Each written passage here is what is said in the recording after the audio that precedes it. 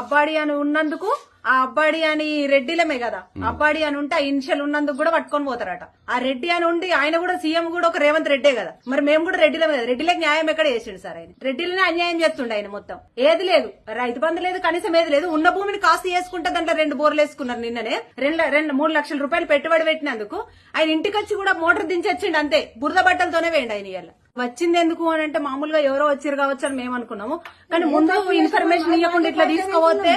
ఆడపిల్లల గల్లుళ్ళం మేము, మాకు ఏం ఎక్కడి నుంచో వచ్చే ఆదాయం లేదు, ఏడ కూర్చుండి సంపాదించుకునే సంపాదన లేదు. ఆయన హార్ట్ ప్రాబ్లం ఉంది.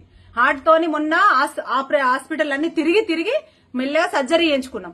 ఆయన ఇప్పుడు తీసుకుపోయారు. ఆయన బట్టలు మార్చుకోవడానికి కూడా టైం ఇవ్వలేదు వాళ్ళు. ఆ కలెక్టర్ ఓరో ఆ సీఎం ఓరో మాకేం తెలియలేదు. ఆయన బట్టలు మార్చుకోవడానికి కూడా టైం ఇవ్వనంత అదైపోయింది. నేను రాజారెడ్డి చిన్న కూతుర్ని, మా డాడీకి 2 కూతుర్లము.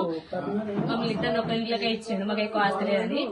సార్ మా డాడీకి మొన్ననే 10 రోజుల కింద ఆపరేషన్ అయింది, 12 రోజుల కింద. అన్యాయంగా తీసుకుపోయారు సార్, పేషెంట్ అని చూడకుండా. అన్నం కూడా తిన్నాడు, రోజు జ్యూస్ జావా అవే ఇస్తాము. అట్లా అన్యాయంగా తీసుకొని ఏ విషయం కూడా పోయేదాకా మాకు తెలియదు. అది పోయినాక గిట్ట సంగతి మాకు తెలుసు. అన్యాయంగా మేము రాజకీయాల్లో తిరగటం కాదు, అమ్మాయికుడు మా డాడీ. అది పోయినాక తెలిసింది.